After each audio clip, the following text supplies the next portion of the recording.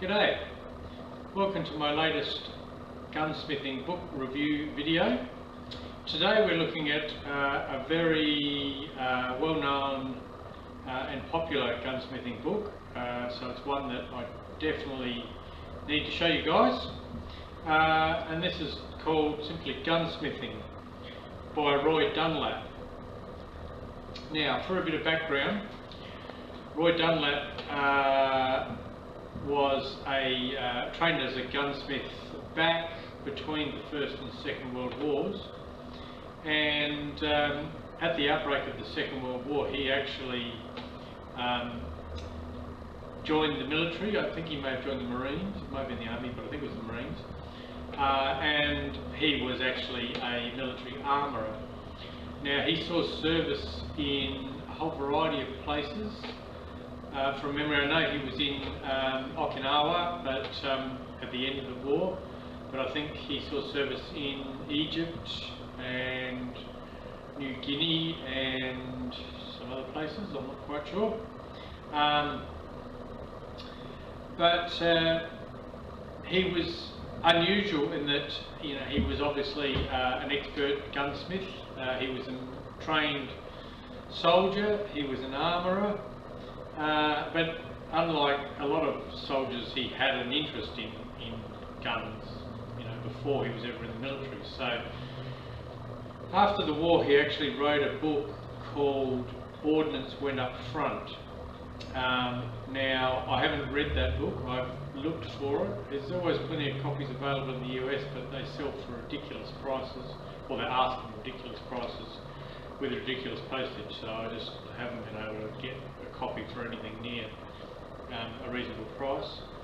But in that book he talked about all the small arms that were used by both sides, both, you know, Japanese, Germans, I think Russians, Americans,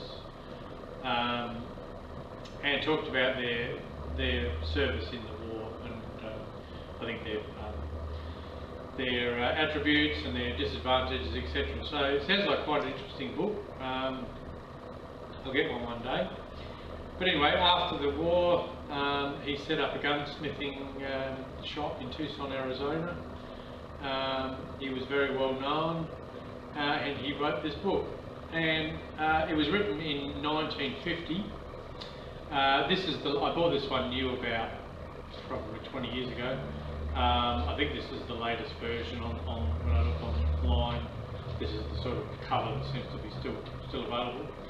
I think the last version was written in 1963, this one. So, although they may have, when you look online, there's a whole variety of different covers and things, so they may have updated the cover a bit. It's a hardcover with a jacket. It's quite thick, as you can see, 742 pages. Now,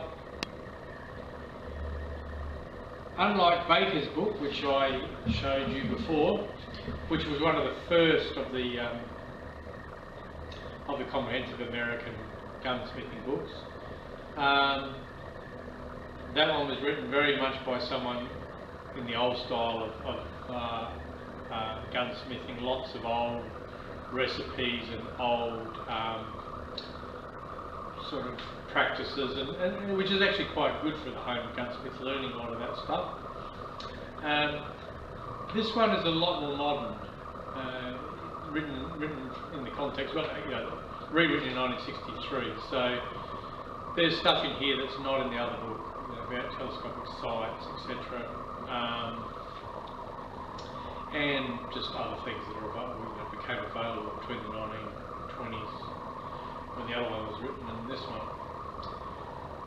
There is a few weird things about this book, but I won't tell you now. I'll show you that once, or I'll show you through the book in a minute.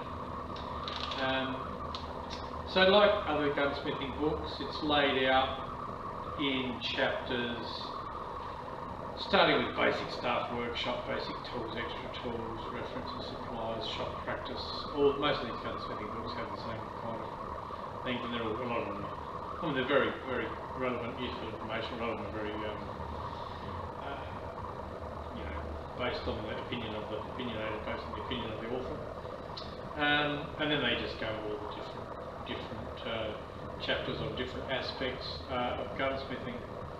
So why don't we get right to it? We'll go in the other room and I'll put the book under the camera, and I'll show you. We'll have a look through the book and see what's in it. So as you can see, the book is a hardcover with a dust cover. So that's what the inside looks like. You'll often see on Amazon, eBay, second-hand ones without the dust cover. They just look like that. So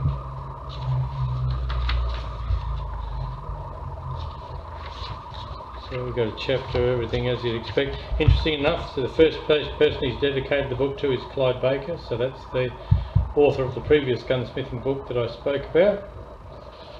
And there's a few references to him in this book.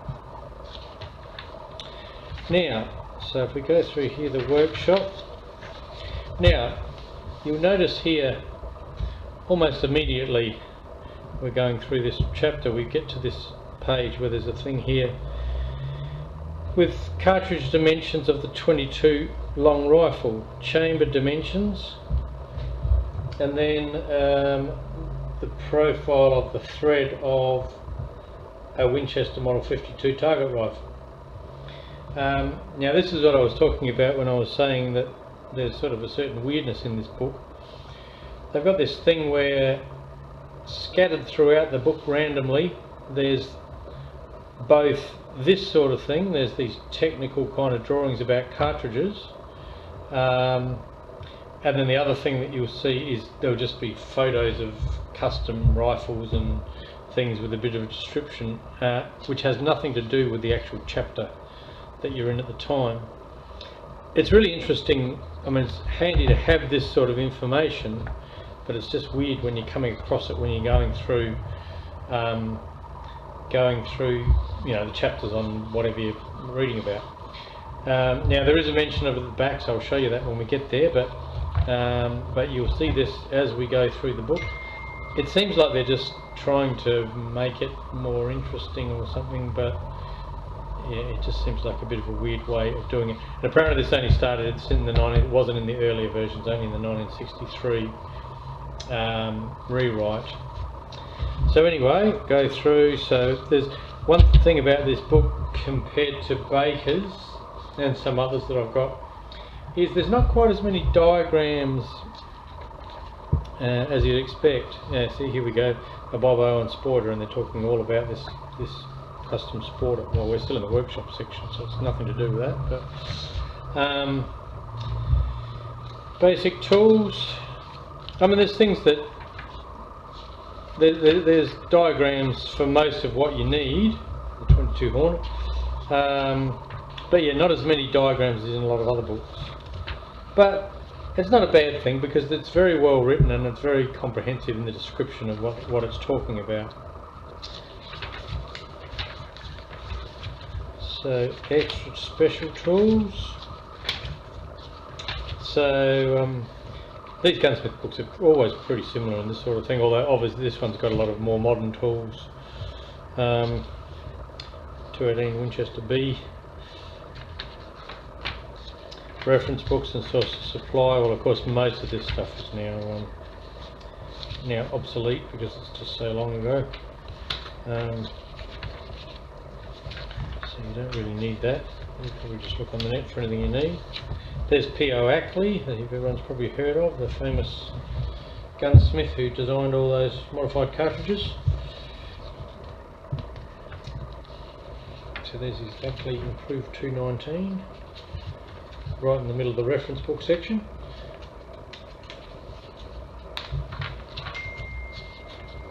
.22-250, shot practice.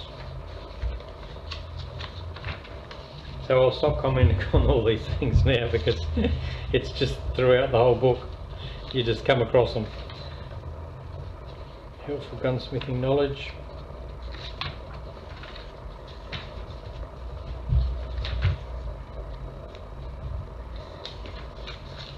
Okay, and then we get into more what you expect in a gunsmithing book. breaking down the chapters. So we've got soldering and brazing, welding, with a bit of information, you know, properties of metals and alloys, etc. Heat treatment of metals.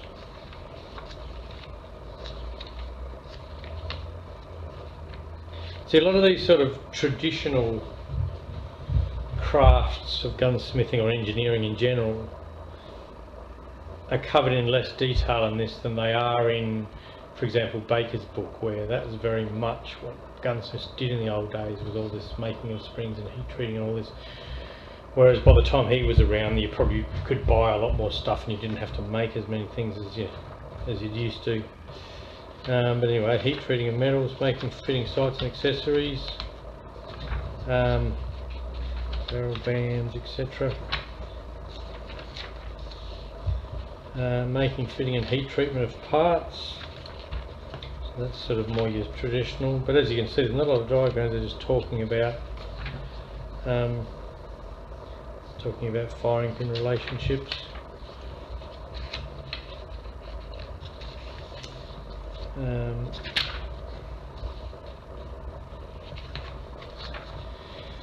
Then we've got a cartridge information, so this is probably where all those photos should be, but anyway, it just talks about cartridges and wildcats and etc. At the time, of course, lots probably changed since then.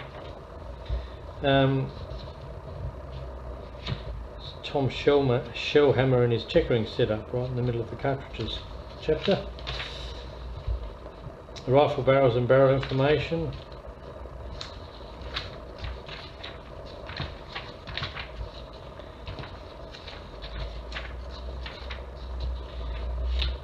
Chamber and barrel work.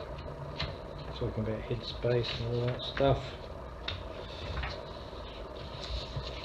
There's some things here on how to make barrel vices and also barrel action wrenches. So if you want to do, you know, rebarreling and stuff like that, there's some actual templates for making receiver wrenches, like 983 Springfield, 17 Enfield, 98 Mauser, Winchester model 54 and 70. Barrel crowning. Rifle action work. So there's just a lot of, so of course, again, back in these days, in Baker's time, of course, they were talking about rebarreling a lot of these World War I military rifles. Probably not that much had changed, but in this one, obviously it's post-war, so there's a lot of talk about 03 Springfields and Mausers and 17 Enfields and stuff like that.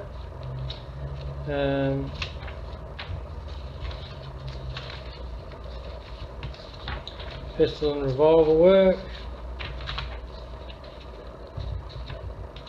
At least the cartridge drawings of this are sort of a bit more relevant because they're actually in the pistol section. But then there's a rifle there. Alterations on the 45 ACP. But again, most of that stuff's not relevant. Like, you know, back in these days, a surplus 1911A1 probably could be had for very little in the US, and now they're very valuable collector's items. So you're not going to be doing this stuff to a original 1911. And if you've got a modern one, you can buy most of the stuff anyway. Shotguns and shotgun work. So the shotgun section is very much broken up into models of mainly repeating shotguns, which of course here in Australia is completely irrelevant because we're not allowed to have any of them. So anyway, shotguns, there's a little bit of general shotgun stuff at the back, you know, resoldering ribs and that sort of thing. Fitting butt pads, changing, you know, comb angles and stuff. Shotgun dent remover. This is the same picture. This is from Clyde Baker, so it's from Clyde Baker's book. A bit of shot sizes, American and foreign shot sizes. Alright, now this is actually quite an interesting chapter because this isn't I haven't really seen a chapter like this in any other of my gunsmithing books. There's a chapter specifically about 22 rimfire arms and their problems and etc. So there's, as a 22 shooter, which a lot of people are, there's quite a lot of interesting stuff in here. It talks about firing pins and problems, of which I've had a few in my 22s over the last few years. Yeah, and there's 22 target rifles, 4 embedding, 22 revolvers,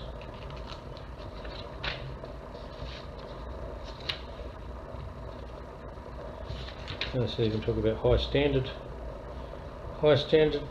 22 pistols and all about them. Firearm bluing, browning and blacking. Well, we've already gone through Angier's book. Some of this is probably straight out of that, I wouldn't be surprised. Not nearly to the same level of detail. So generally, if any bluing or browning you want to do, it's best just to go to all the books you got and have a look at them and glean the information from all of them. Old American Acid Blue, so this is actually, oh no, that's not that one, it's, here we are, hot bluing. This is actually blue from Clyde Baker. So this is the one that I use.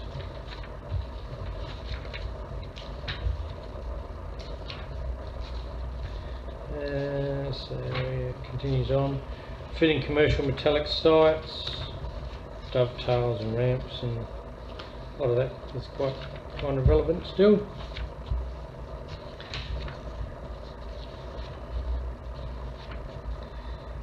Mounting of telescopic sights.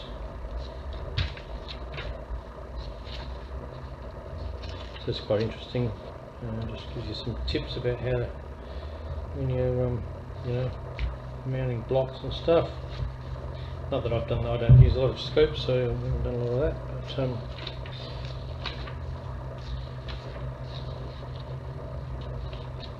still coming across these cartridges all the time, the 300 Savage.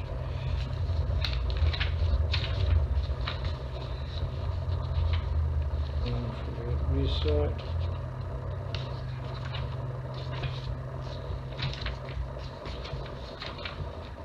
Yeah, there was probably quite a lot of this went on back in the 50s, because it was the early days of telescopic sights. But there's a lot of different rifles around. Alright, now there's a whole section on gun stocks. So there's wood for gun stocks, talking about the trees. So most of these things are fairly similar in every book, and they talk about designing and laying out the gun stock, all this sort of thing. So I'll be able to do that quickly because they're pretty much the same in most books. Laying out, inletting,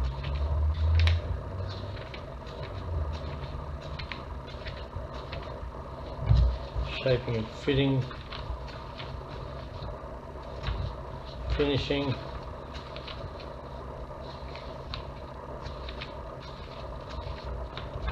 checkering,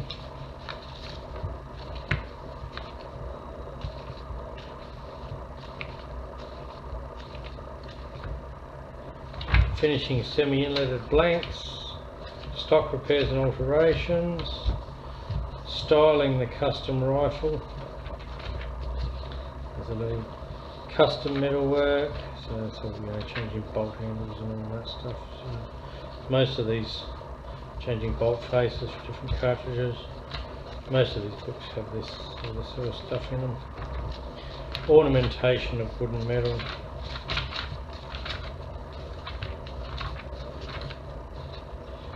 Target rifles.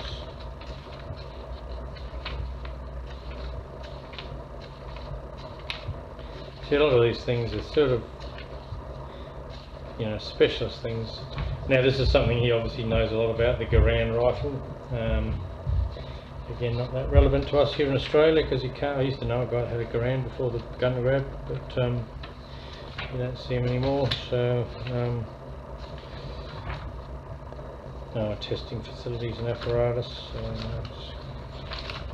that's not relevant. And then at the back here, you get a whole lot of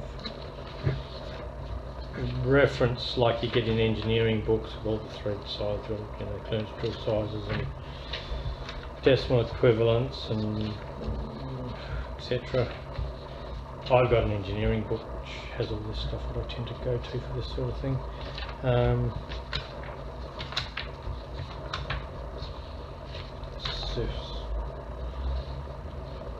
Functions of numbers, there's a mathematical sort of table. Fahrenheit and centigrade, melting points of metals, tool steels. Now there's a section here about synthetic bedding, but it's from 1963, so I suggest it's probably not that relevant, because if you wanted to bed a rifle, you kind of just you can get like aquaglass from Brownells. I suppose this might be relevant if you want to use like get some local local sort of epoxy stuff and sort of get your own sort of thing, and there might be some information here about to do it. But with the aquaglass, you can actually just go on Brownell's website and download the PDF, which is like multiple pages of how to do it. Now here's this thing about talking about these cartridges. It says, for the convenience of interested gunsmiths, on the following pages, like all these dozens of pages, are shown maximum cartridge and minimum chamber drawings and specifications for many popular calibers. They're not to be construed as product drawings. No tolerances are shown. So there's a list of all them and what pages they're on. But then they've obviously got a whole heap that they kind of just didn't find room to stick in the book. So now they've got a whole heap of pages on the back that have got all the other ones. So I think they would have been better just to have a chapter on, cartridge and chamber drawings, and just had them all in one chapter rather than spread all over the place. But anyway, that's my main, I suppose my two criticisms of this book is that weirdness, and probably just the sort of slight paucity of diagrams. So there we go. Roy Dunlap, Gunsmithing.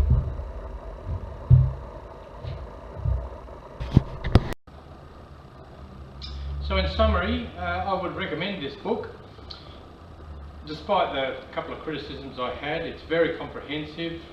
It covers just about anything the average home gunsmith wants to know.